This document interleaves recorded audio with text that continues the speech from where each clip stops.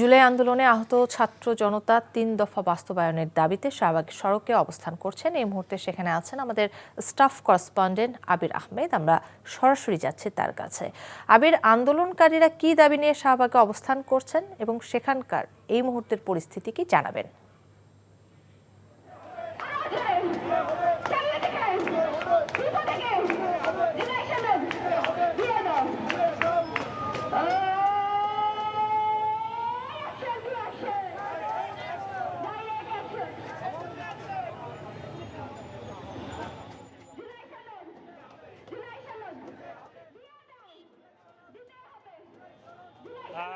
আওয়ামী লীগকে চিরতরে নিষিদ্ধ জুলাইয়ের সনদ বাস্তবায়ন এবং জুলাই আগস্টে যারা আহত হয়েছেন তাদের দ্রুত চিকিৎসার বাস্তবায়নের এই ৩ দফা দাবিতে কিন্তু শাহবাগে অবরোধ করে আছেন জুলাই আগস্টে যারা আহত হয়েছেন তারা অভিযোগ করছেন যে গত ৯ মাস হয়ে গেলেও এখন পর্যন্ত কিন্তু তাদের এই যে জুলাইয়ের যে বাস্তবায়ন সেটি হয়নি এবং যারা আহত রয়েছেন তাদের চিকিৎসা করা এখন পর্যন্ত হয়নি।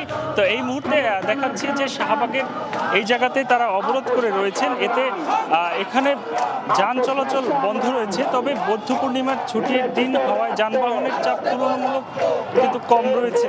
অবরোধকারীদের যেটি অভিযোগ যে দীর্ঘদিন ধরে তারা শারীরিক অসুস্থ থাকলেও উন্নত চিকিৎসা পাচ্ছেন না। ৯ মাস পার হয়ে গেলেও এখনও রাষ্ট্রীয় স্বীকৃতি থেকেও তারা বঞ্চিত। কেউ কেউ তাদের নাম ব্যবহার করে রাজনৈতিক সুবিধা নিচ্ছে বলেও অভিযোগ করেন তারা। এর আগে টানা ৪৮ ঘন্টা আওয়ামী লীগ নিষিদ্ধের দাবিতে বিক্ষোভ করেন বিক্ষুব্ধ ছাত্র জনতা। এরপর আওয়ামী লীগকে নিষিদ্ধ না করলেও তাদের রাজনৈতিক কার্যক্রম নিষিদ্ধ করা হয় উপদেষ্টা পরিষদের বৈঠকে, যেটি গতকাল রাতে ঘটেছে। এরপরে মধ্যরাতে বিজয় মিছিল করে কিন্তু শাহবাগের এই জায়গা বিক্ষুব্ধ ছাত্র জনতা ত্যাগ করে। কিন্তু এরপরে কিন্তু জুলাই আগস্টে যারা আহত হয়েছেন তারা এখানে অবস্থান নেন। তারা বলছেন যে তাদের এই যে দাবি জুলাই আগস্টের যে সনদ এবং দ্রুত চিকিৎসার যে দাবি, সেই দাবি আদায় না হওয়া পর্যন্ত কিন্তু তারা এই জায়গা ছাড়বেন না।